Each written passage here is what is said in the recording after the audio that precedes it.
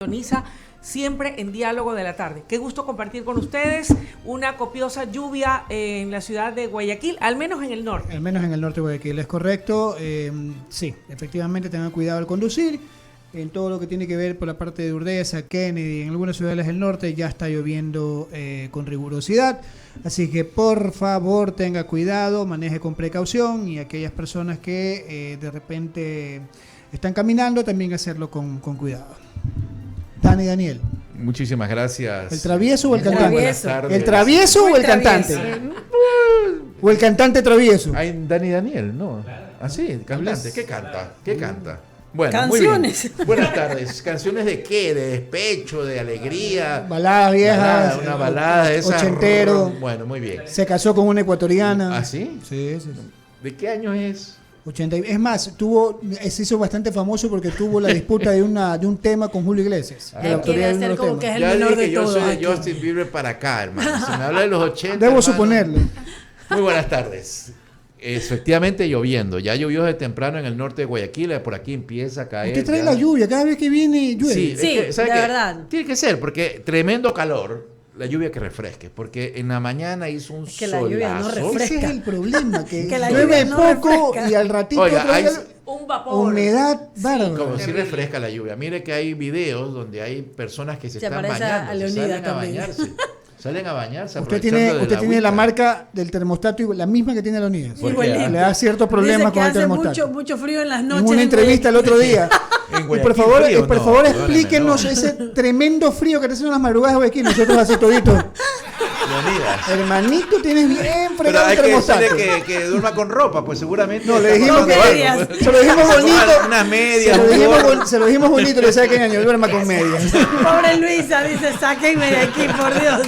No, bueno, está bien. Bueno. ¿Cuántos años tiene Leonidas, Leonidas? debe tener tu edad más o menos, como 56, 30 y pico. 57. Entonces, ¿Sabe qué? No es la edad. Yo pensé que era de la La edad. andropausia. Es la Es la edad, andropausia. la andropausia. definitivamente. No, No para nos nada. llega a nosotros, no quiero llegar a tu No, edad. está bien. Daniel. Yo estoy Por de lo más favor. bien. Hágase ver el termostato. En serio. 5 de la tarde con 33 minutos. Bueno, iniciando este programa con mucho ánimo, siempre con positivismo a pesar de todas las cosas que ocurren. Unos con en calor el y otros país, en con el frío. mundo. Unos con calor, otros con frío. Unos con más edad y otros con menos edad. En todo caso, tenemos a nuestra amiga, ella es Bessie Granja, periodista de Televistazo, y obviamente ella es especialista también en lo que es migración y derechos humanos. Mi querida Bessie, ¿cómo estás? Buenas tardes. Gracias por acompañarnos aquí en el Diálogo de la Tarde junto a mis compañeros Luis Salgadillo, Daniel Solórzano, Mauricio Case, quien te habla, Wendy Quinde. Hola a todos, buenas tardes, qué gusto saludarlos el día de hoy. Gracias por este espacio también. Bueno, pues con Bessie tenemos un tema bastante interesante. Arrancamos, Mauricio, bienvenida. Gracias, Wendy, Bessie, qué gusto saludarla. Pude ver su trabajo investigativo en el noticiero el que usted representa, que es Televistazo, en la cadena televisiva Ecuavisa, con respecto a la ola migratoria. Y la verdad que me impresionó no solo el trabajo periodístico, sino todo lo que usted demostró en esa investigación. Y si bien es cierto que la migración golpea a todos, porque atrás de cada migrante hay un drama, quizá, y ojo, no quiero ser sexista ni mucho menos, pero quizá a las mujeres las golpea con cierta peculiaridad, y evidentemente también a los niños. Y sí me gustaría su óptica en ese sentido, ya que usted investigó no solo la travesía que ellos tienen que hacer allá por la selva del Darién en Panamá, sino también los dramas que viven las familias acá en el Ecuador. Sí me gustaría, por favor, su perspectiva para entrar un poco en confianza, entrar un poco en contexto y poder seguir consultando sobre la temática. Bienvenida. Muchísimas gracias, Mauricio, por la pregunta y bueno, y también por sus palabras. Sí, en realidad yo creo que más allá de un género, ¿no? La migración golpea a todos por igual. Sin embargo, cuando una madre sale, inclusive a veces sola, porque también me topé con esos escenarios que no fueron mostrados en el video de Televistazo, pero sí fueron mostrados en un especial que preparamos para la web de Ecuavisa.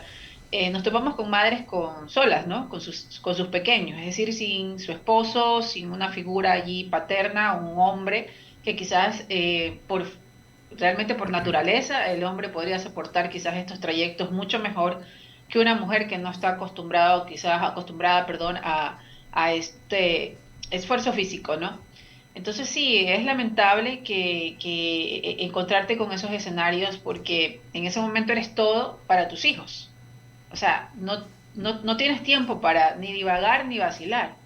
Un paso en falso es poner en peligro también la vida de esos pequeños, porque ¿quién asegura que estén bien cuidados, que alguien les dé agua en el camino, que alguien tenga la compasión de llevarlos hasta un refugio y no dejarlos tirados en la selva? Entonces sí, es mucho más fuerte, creo, para una mujer definitivamente, porque en ese momento eres todo para esos pequeños que dependen de ti.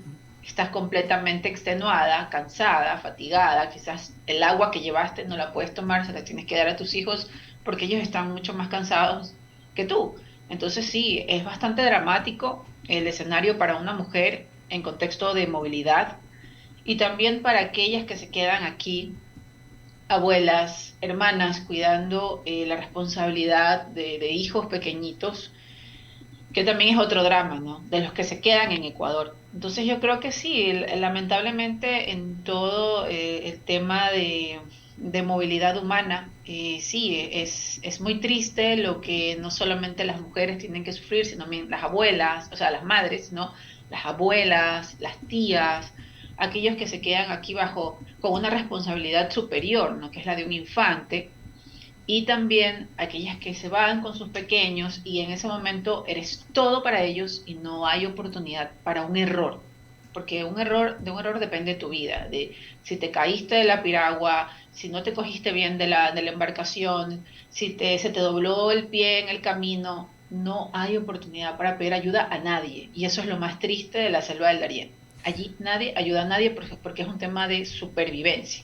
No hay oportunidades para ayudar. Voy a tratar de evitar contestar al momento de comentar lo que voy a plantear a modo de consulta. Pero si a veces uno se pone a pensar desde afuera, y he escuchado mucho el comentario, ¿cómo es posible que una persona se endeude con 15, 20 mil, 25 mil dólares para una travesía de esta naturaleza que no sabe si va a tener un final feliz pudiendo invertir ese dinero acá en otra cosa, algo más seguro y todo? Entonces, ¿qué puede motivar a alguien, mujer, hombre, lo que fuese, a arriesgarse de esa manera y en condiciones muy adversas, inclusive poner en riesgo, como bien ha señalado usted, a sus hijos cuando hacen esa travesía con ellos, en lugar de quedarse con ese dinero, plantear algo acá y tratar de buscar un mejor futuro acá? Sí, y realmente es un planteamiento que muchos nos han hecho, inclusive en los comentarios que han podido aportar en los videos que están colgados ya en internet. ¿Por qué deciden atravesar esta travesía y no utilizar ese dinero para emprender? Bueno, recordemos que el trayecto de la selva del Darién es conocido como la ruta del pobre. No es realmente una ruta que genere una inversión de 20.000 dólares como sí lo hacen aquellos migrantes que utilizan vuelos para llegar hasta México, porque tienen obviamente una visa, o aquellos que llegan hasta ciudades como Nicaragua, perdón, Nicaragua, y de allí hacer un trayecto en carro para evadir los controles en Guatemala y México, porque obviamente se exige un visado. Pero es que esos migrantes vienen de otro contexto. Y obviamente la mayoría que vienen de ese contexto vienen del austro. Y son hijos de migrantes que quieren reunificarse. Es decir, ese dinero muchas veces es financiado por sus padres que ya están en Estados Unidos durante mucho tiempo. O algunos sí, definitivamente venden sus propiedades, hipotecan sus casas y van a cooperativas y tienen ese dinero. Sin embargo, el migrante que se va por el Darién es un migrante completamente distinto a los que culturalmente conocíamos. Es decir, no es del austro de la zona de la Sierra Centro. Es un migrante ahora de provincias como Guayas, Los Ríos. No nos topamos a nadie de Esmeraldas a pesar de todo el problema de inseguridad que hay allí, pero sí nos topamos de Guayas, Los Ríos, principalmente, que en este momento obviamente son afectados por el tema de inseguridad. Ahora, ¿por qué se van? Quizás por el Darién. ¿Por qué arriesgan la vida de niños? En ese momento abordamos a padres que eran muy francos al decir, prefiero 1000 veces esto, arriesgarme, pero al final estoy huyendo de un riesgo igual o peor, que es un sicario que me está esperando fuera de la casa porque no le puedo pagar la vacuna. Qué Entonces, triste que no. fueron muy francos al decir que tampoco su situación en Ecuador era la mejor como para poder emprender, porque ya tenían un negocio en Ecuador, un pequeño negocio, la verdad, no son comerciantes ni empresarios, eran personas que tenían un pequeño negocio en casa, que vendían arroz con menestra, que es muy popular en barrios populares acá de Guayaquil, de Milagro, y que obviamente en ese ya plano familiar estaban siendo victimados por vacunadores. Entonces ellos huyen de esa extorsión y se van por el Darién. Obviamente, hasta ese momento, este padre que estaba con 3 niñitos y su esposa había pagado casi $700 para irse por el Darién. Entonces, es complicado también decirle a una persona que huye de la inseguridad de un barrio, por ejemplo, de Milagro, o de un barrio de Guayaquil, quédate a emprender, porque él me va a decir, y muchos nos lo contestaron, o sea, ¿para qué voy a emprender en un lugar donde ya están amenazando mi vida con ponerme una bomba, con dispararle a mi esposa si no les pago los $100 o $200 o $300 semanales que me está pidiendo un extorsionador? Qué duro. Entonces, yo creo que por ahí va contestándose esa pregunta, ¿no? Son realidades completamente diferentes y un contexto de violencia que lamentablemente ahora es un factor que las autoridades deben de estudiarlo porque es un motivo de la salida de migrantes, al menos por el Darién. Qué duro, Bessie, qué duro de verdad el relato que usted nos ha expuesto acá. Y qué triste ver cómo nuestros compatriotas tienen que dejar lo poco que tienen acá para huir por un tema de seguridad. Luisa Delgadillo tiene más preguntas para usted, Bessie. Muchísimas gracias por contestar las mías. Gracias, Mauricio. Gracias. Bessie, qué gusto saludarla. Gracias, Y Luisa. Un poder gusto verla también. y sumarme al reconocimiento que le hacía en su introducción Mauricio por su extraordinaria investigación y por ese crecimiento exponencial suyo como profesional de la comunicación. Me siento muy orgullosa y muy bien representada también como mujer de que una joven profesional como usted haya podido mojarse el poncho y estar allí donde las papas queman para poder constatar la realidad que viven nuestros migrantes. Y en la antesala de lo que va a ser la conmemoración del Día de la Mujer, mañana 8 de marzo, aquí en el país, pues, como usted conoce muy bien, se van a realizar una serie de manifestaciones, según ha trascendido, además de la CONAIE y de otros grupos y movimientos sociales, también de organizaciones que representan a la mujer, según han indicado, para marchar en demanda de la reivindicación de los derechos de las mujeres. Y con esa antesala, yo quisiera preguntarle, de lo que usted pudo palpar, conocer y ver allá, la mayoría de los migrantes que estaban allí, ¿eran mujeres? ¿Era pareja la cosa, hombres y mujeres? Y si aparte de los ecuatorianos, se presentaba la misma situación con migrantes de otras nacionalidades, eran en su mayoría mujeres, y en qué coincidían y en qué no ellos de los nuestros, de nuestros compatriotas que querían lograr ese sueño americano. Gracias, Luisa, por las palabras que me acaba de brindar. Para mí realmente es un honor que una profesional de su talla en este caso me honre así. En serio, muchas gracias. Y con respecto a la pregunta, yo creo que hay muchas similitudes en la forma en que migran los haitianos como están migrando los ecuatorianos. Y lamentablemente eran justamente nacionalidades que iban a la par en el momento en que nosotros estuvimos en Darién, que estamos hablando que es casi mitad de enero y finales de enero. En este momento ya son los ecuatorianos los que están a la cabeza. Y estaban realmente casi lo mismo la cantidad de hombres y mujeres migrando. ¿Por qué? Porque eran familias enteras las que se estaban yendo por el Darién. Entonces estaba un papá y una mamá. Era muy raro encontrar una madre sola. Si encontramos una madre sola era porque se había separado en este caso en el camino de su esposo, o porque definitivamente tuvo que mirar completamente sola, que fue justamente la madre de sucumbíos que nos topamos en el refugio y que llevaba a 2 niños pequeños de 3 y 5 años. Entonces, sí, o sea, lamentablemente el contexto de violencia y de inseguridad de Haití, que obviamente viene pasando una crisis política, una crisis de inseguridad, es completamente distinto al nuestro, porque nosotros no vivimos, por ejemplo, el tema de la crisis política que sí Haití vive por décadas, o sea, por muchos años. Sin embargo, la similitud en las condiciones en las que viajaban eran muy similares a las de los haitianos. Perdón, las condiciones, claro, en las que migraban eran muy similares a las de los haitianos. Es decir, madres con niños pequeños, esposos con pequeños en brazos, y no, por ejemplo, lo que pasaba con ciudadanos de Venezuela, que ya para este momento están muy claros de que no hay oportunidades de ingresar al territorio estadounidense, de que ya este título 42 no iba a ser tan sencillo porque ya hay un método de elegibilidad y no cualquiera que llegue a la frontera y diga soy de tal nacionalidad va a ser recibido.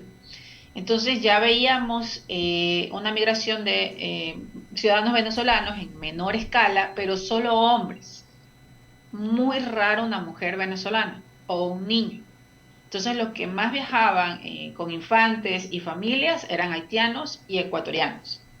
Y ya para esta fecha, lamentablemente luego del accidente que ocurrió en Chiriquí, en Panamá, casi una semana después que estuvimos en Darién, que justamente ocurrió llegando a un refugio donde 9 ecuatorianos murieron, ha hecho que en este momento la crisis en los refugios sea bastante alta, y hay condiciones en las que los migrantes no deberían estar, no tienen comida, no tienen dinero, no es fácil realmente que un migrante pueda acceder a dinero, a pesar de que en algunos refugios existen oficinas de giros, ¿no? Es muy extraño que eso ocurra, pero es lo que vimos también. Bexi, Entonces, eso es lo que está pasando ahorita. O sea, ya la cantidad de personas que están acumuladas en los refugios porque no hay suficientes buses, porque se confirmó que la condición en la que esos buses viajan no son las mejores, y apenas de 60 buses, 13 tienen permisos para operar, ha hecho que en este momento haya un hacinamiento de migrantes, entre ellos miles de ecuatorianos. Bexi, usted ha podido narrar al respondernos esta parte en su intervención de un poco las condiciones inhóspitas, duras y difíciles que deben enfrentar los migrantes que se atreven a hacer esta travesía, como es el Darién, indistintamente de su nacionalidad, en donde la situación es crítica, dolorosa y dura para todos. ¿Qué le han contado, qué le dijeron respecto de hasta qué punto y hasta dónde llegaba el acompañamiento de los coyoteros? ¿Acaso había alguno que fungía o fingía, para hablar con propiedad, de no serlo, y tal vez estaba indicándoles que le daban algún tipo de acompañamiento o simplemente de ellos ni la sombra? Al menos en los lugares donde había custodia del Servicio Nacional de Frontera, nosotros no pudimos de ninguna forma tener acceso a quienes estaban detrás de esos viajes. Lo que nos indicaban los ecuatorianos y también personas de otras nacionalidades es que ellos encontraron guías en el camino apenas llegaban a Necoclí, en Colombia, y era como ofertarse tours. O sea, es como llegar a, no sé, a este pequeño puerto que hay en el parque histórico y que te ofrecen viajes en lancha. Bueno, así era Necoclí. O sea, llegabas y estaban todos los guías que te decían, a ver, le oferto por tanto porque yo lo acompaño hasta la selva del Darién, o sea, hasta tal tramo y hasta tal lugar, y le cobro tanto. Entonces, de acuerdo a esa oferta y demanda, el migrante pagaba cierta cantidad o no. Y de eso dependía, y del valor dependía la cantidad de días por la que uno caminaba por la selva. O sea, hay personas que caminaron 7 días, hay personas que caminaron 2 días, hay personas que caminaron 3 días. O sea, no es un solo tramo, no es un recorrido que vas por aquí, viras por acá y llegas a Bajo Chiquito. No, o sea, cada guía te iba determinando qué camino seguir. Y en ciertos tramos ellos nos dijeron que los dejaron completamente abandonados. Es decir, hasta aquí te acompaño, yo no te puedo acompañar más porque allá ya no tengo señal, ya no te puedo vender una llamada de teléfono, ya no te puedo vender agua, ya no te puedo vender comida porque no me quiero arriesgar. Entonces, al final, son mareas de personas que van tratando de intuir hacia dónde deben de caminar. y no saben si, por ejemplo, en ese lugar hay animales salvajes. Muchos nos indicaban que escuchaban a los jaguares que rugían y que al final lo que tenían que es ponerse aquí una linterna toda la noche para tratar de espantar a cualquier animal que intente acercarse a ellos. Pero no es que era un recorrido el traficante de personas estaba allí para asegurar la vida de esa gente que obviamente a las que les habían cobrado por todo ese trayecto irregular. No, simplemente ellos hasta cierto lugar estaban y se desaparecían. Entonces, por eso es que muchos se caen, muchos se ahogan, muchos se pierden, muchos tienen accidentes en el camino y lamentablemente son abandonados. Y por eso es que se veían en los videos los cuerpos de personas fallecidas en los ríos, de personas cubiertas con una manta, obviamente por alguien que pasó por allí y sintió compasión de que el cuerpo se estaba pudriendo en medio de la mirada de todos. Entonces, y claro, y no puedes hacer nada porque no puedes ayudar a nadie, no pueden hablar mucho. Las personas que llegaban en contacto con nosotros sabían qué tenían que decir y qué no debían de decir. Porque mientras ellos avanzaban en su ruta, tenían que contactar a otras personas en Nicaragua, en Guatemala. Entonces ellos no querían arriesgar su viaje. Por eso en algún momento un cubano que justamente ayudó a un ecuatoriano que era de Los Ríos, que se llama Yuri Zambrano Carriel, el ecuatoriano, el cubano le dice, no hables de más, no hables de más, no nos metamos en problemas. Entonces ellos sabían realmente que se enfrentaban a amenazas, o sea, porque pues son grupos criminales, o sea, que están obviamente traficando con la vida de la gente.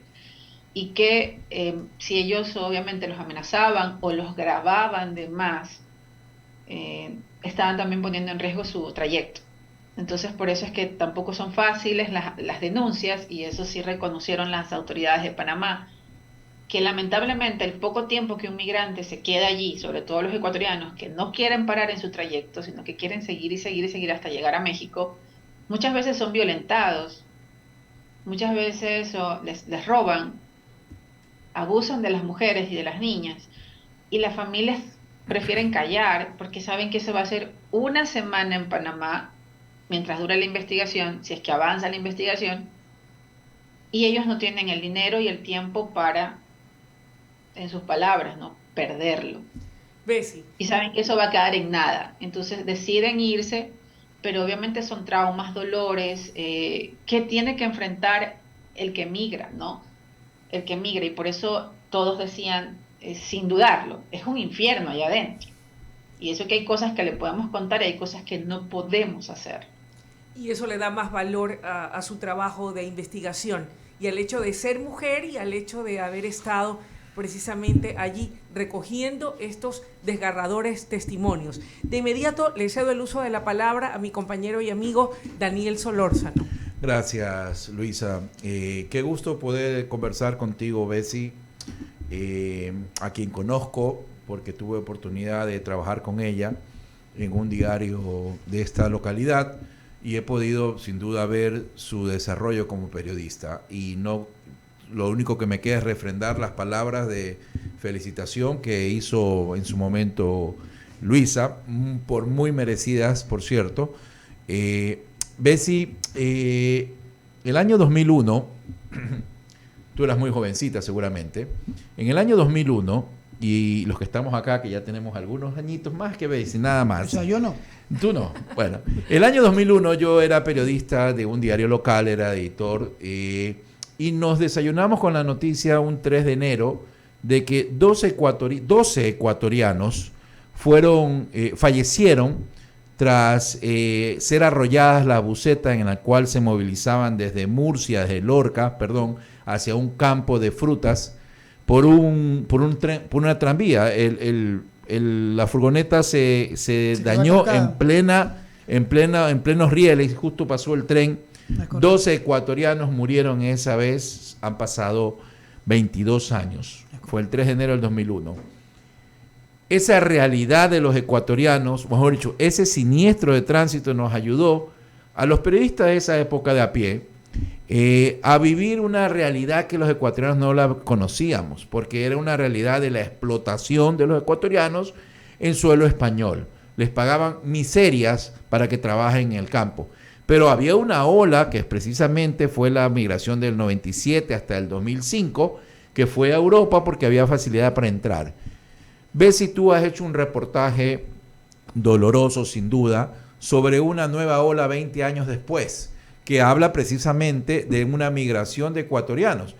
Hace 20 años viajaba el papá de la familia o la mamá de la familia, nunca los hijos. Esperaban que esté la familia ya consolidada para mandar a pedir los hijos. Hoy hay una realidad terrible que tú la has descrito muy bien, Bessie. Hoy viajan las familias. En este contexto de lo que tú pudiste percibir, Bessie, hay una desesperanza de los ecuatorianos que migran con familia para no dejar a nadie atrás, sino que se la juegan por completo. ¿Cómo tú percibes al ecuatoriano, más allá de evidentemente la frustración, la tristeza, inclusive el enojo que pueden estar sintiendo por verse obligados a salir de su tierra?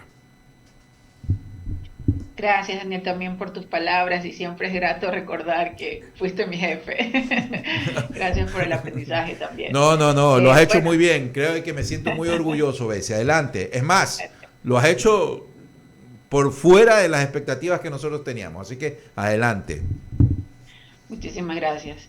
Sí, son contextos completamente diferentes, el de la migración de hace más de 20 años al de ahora. Completamente distintos. Como bien decías, antes era el padre, uno, el que viajaba, se establecía y enviaba dinero para luego obviamente reencontrarse con su familia. Ese era el afán en unos 5 o 10 años, ¿no? Lamentablemente ahora vemos a gente que huye. No hay otra forma de decirlo. Hay gente que huye de esa pequeña realidad ajena quizás a la mayoría de los ecuatorianos, porque no podemos decir que existe un éxodo en todas las provincias. Son ciertas provincias las que están siendo mucho más golpeadas por la inseguridad, por la violencia, que está haciendo que el ecuatoriano crea que esa es su única opción para salir y buscar días mejores. El sueño americano para ellos es su única opción. No, inclusive no se descarta que lleguen un poquito más allá si son rechazados en México. Y sabemos que hay gente atrapada en México por meses que ve en este país, obviamente en ciudades donde no existe la narcoguerrilla, en este caso los narcos, los cárteles de narcotráfico, encuentran, por ejemplo, en Ciudad de México la oportunidad para quedarse unos meses, solicitar refugio en ese país y al final se quedan en México. Sabemos que existen ecuatorianos solicitantes de refugio en México y una de las razones que indican en sus formularios es que están siendo amenazados en su país por la violencia y la inseguridad. Entonces, nunca nos imaginamos que el nivel de violencia en Ecuador escale a esa magnitud como para que familias enteras vean en la migración, donde culturalmente no había. Porque, Daniel, tú has sido obviamente periodista, has abordado también esta fuente, y yo creo que jamás había escuchado que existía migración en zonas como Guayaquil. O sea, el guayaquileño que creo que había migrado es máximo a España, Italia, y no hacia Estados Unidos. O sea, no era el objetivo del migrante Sí. en general. Eso era algo muy cultural, inclusive de la zona del Austro, incluso ha sido destinado recursos de la Cancillería ecuatoriana para crear programas de migración riesgosa en escuelas y colegios del Austro. O sea, se ha trabajado allá, porque se sabe que el niño que crece sin sus padres quiere irse a ver a sus papitos, es lo más lógico, y eso es una característica de la zona céntrica del país. Pero jamás se había documentado migración irregular hacia Estados Unidos en Milagro, en Los Ríos, en Novol, en Guayaquil. O sea, como inclusive me lo decía una chica que viajó con sus hijos y su esposo del Guasmo, se llama Viviana Alvarado. Ella viajó con su esposo Julio Romipamba y sus 3 hijos, ya grandes los niños, gracias a Dios, pero igual sufrieron allí el estropeo que es característico de este camino. Por supuesto. Pero ella lo dice en un video: nunca en mi vida imaginé emigrar, no estaba en mi cabeza esa posibilidad, porque era orgullosamente guayaquileña, barcelonista y del Guasmo, y crecí en el Guasmo. Y pensé envejecer allí toda mi vida, pero no quiero que mis hijos estén en el barrio más peligroso que tiene Guayaquil y donde hay muertes violentas todos los días. Entonces encontramos una realidad completamente distinta en Darién. Siempre que lo digo, yo tenía las cifras frías en mis manos antes de irme de viaje. Sí, Y de ahí nació justamente mi interés de irme. Sentía que en Panamá estaba una realidad que necesitábamos contar, pero la realidad sobrepasó todas mis expectativas. Era Muchísimas algo que gracias, yo Bessie. no me imaginaba y obviamente también como ecuatoriana me afectó muchísimo Sin duda. saber que mis compatriotas sufren de esa forma y deciden sufrir porque para ellos no hay otra opción. Muchísimas gracias, Bessie. Gracias también por precisamente tomar la posta y evidenciar una realidad que para muchos es desconocida y ciertamente es necesaria de ser contada. Bessie Así Granja. es. Bessie Granja. Bessie, solamente rapidito, un mensaje para todas aquellas personas que nos están escuchando, mujeres profesionales como tú, como Luisa, como yo, por ser el Día de la Mujer. Sabemos que las cosas están difíciles en nuestro país, pero ¿cuál es ese mensaje que nace de ti en el que dice, vamos a seguir luchando por este Ecuador porque lo merece, mi querida Bessie? ¿O realmente tenemos las expectativas totalmente disueltas? Gracias, querida Wendy. No, yo creo que hay que seguir luchando. Lamentablemente los periodistas siempre tenemos ese lado negativo porque todos los días vemos tantas malas noticias que eso está ya como que grabado en nuestro inconsciente, pero creo que sí hay muchas cosas buenas que hay que seguir contando. Hay muchas cosas buenas en nuestro país. Hay muchas causas por las que seguir batallando y luchando, inclusive para ir cortando brechas y desarmando estereotipos. Yo lo que puedo decir desde mi realidad es que al menos creo aún en el Ecuador, tengo esperanza aún en mi país. Me da muchísima pena quienes han decidido irse por el Darién, porque lo lamentable es que tampoco les asegura el haber cruzado la selva un pase hacia Estados Unidos. Así es. En este momento tengo justamente muchos ecuatorianos que me escriben y me dicen, ¿qué hago? Estoy en México atrapado. Lamentablemente hay chicos que me dieron sus contactos y ya no sé nada de ellos luego de que llegaron a México. Estoy muy apenada, preocupada. Estoy buscando inclusive sus nombres en internet para ver si me sale lamentablemente una nota luctuosa. Y qué puedo decirle realmente a la gente que inclusive ven esto una posibilidad, no lo hagan. No lo hagan, no lo hagan, y esa fue la conclusión de mi serie. O sea, yo lo único que pude palpar allá fue sufrimiento. Mucho sufrimiento que inclusive tuve que tragarlo en seco y obviamente ser profesional ante todo. Pero si yo puedo hablarlo ya desde un plano de muy humano y muy personal, vine muy triste, vine desconsolada, sentí muchísimo dolor por los niños porque son los que más sufren. No arriesguemos a nuestros hijos por un camino así. Hay oportunidades, hay esperanza, no dejen convencerse por coyoteros que lo único que hacen es traficar con sueños y al final arriesgar vidas. Así es. Eso es lo que en este momento está. Y si nosotros seguimos sembrando esa desesperanza como comunicadores, como mujeres, como trabajadores, como inclusive ciudadanos comunes, no abonemos más a un terreno donde ya gente inescrupulosa y que está cometiendo y traficando con la vida de la gente se está aprovechando. De eso lamentablemente se está aprovechando las bandas dedicadas al coyoterismo. Es como llevarlo de las redes directamente a la sociales, muerte. de la desesperanza, de ofrecerte sueños de papel que lamentablemente terminan en una tragedia, como ya vimos, 9 ecuatorianos muertos en un accidente, la mayoría ecuatorianos, de un accidente de 40 personas, lamentablemente 22 ecuatorianos. Gracias a Dios no tuvimos más víctimas que lamentar, no 22 vidas, pero no sabemos qué secuelas quedaron en ese accidente, qué heridas quedaron. Entonces, tratemos de seguir luchando y obviamente en el Día de la Mujer, en este marco del Día de la Mujer, cada una seguir aportando desde nuestro rol, desde nuestra lucha y desde nuestra convicción de que se puede construir una mejor sociedad.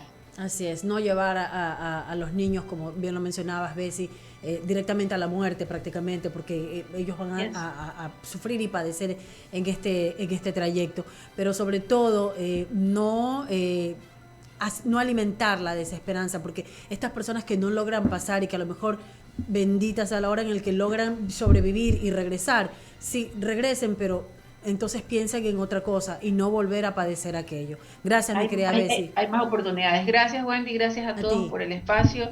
Y sí, yo creo que también es un rol desde la comunicación educar a las personas. Y por eso también siempre enfocamos este reportaje hacia eso, hacia los riesgos, hacia no lo hagan. No es la única opción. Existen más opciones y también necesitamos seguir trabajando para que el país salga adelante. Y pedir de que estas personas que han padecido aquello tengan realmente una asistencia psicológica, porque no es posible que lleguen con todos esos traumas y que nada se haga por ellos. Gracias, mi querida Bessie. Te vamos a seguir molestando. Gracias a todos. Un abrazo. Ahí está Bessie Granja con nosotros. Ella es periodista y por supuesto también es especialista en el tema de migración y derechos humanos. Vamos a abrir el espacio a los mensajes publicitarios y recomendaciones y quiero decirles que vivan en urbanización veranera, donde tu familia florece. Este proyecto está ubicado en el kilómetro 11 de la avenida León Flores Cordero, vía La Aurora, San Borondón. Es una urbanización con diseños modernos de casa en donde priorizamos la seguridad, el confort y todo lo que tu familia necesita para ser feliz. Florece en veranera. Reserva con tan solo $2,000. Dos luquitas. De esas que se le caen en el bolsillo a Mauricio y Casa. Y vea, vaya a vivir la etapa en la que está Mauricio y Casa. Ya se compró también en veranera. Él tiene casa por doquiera. Así que mañana me cambio. 096-87-75982. Recuerda, urbanización veranera. Están invitados al barbecue. Pausini y enseguida regresamos con más.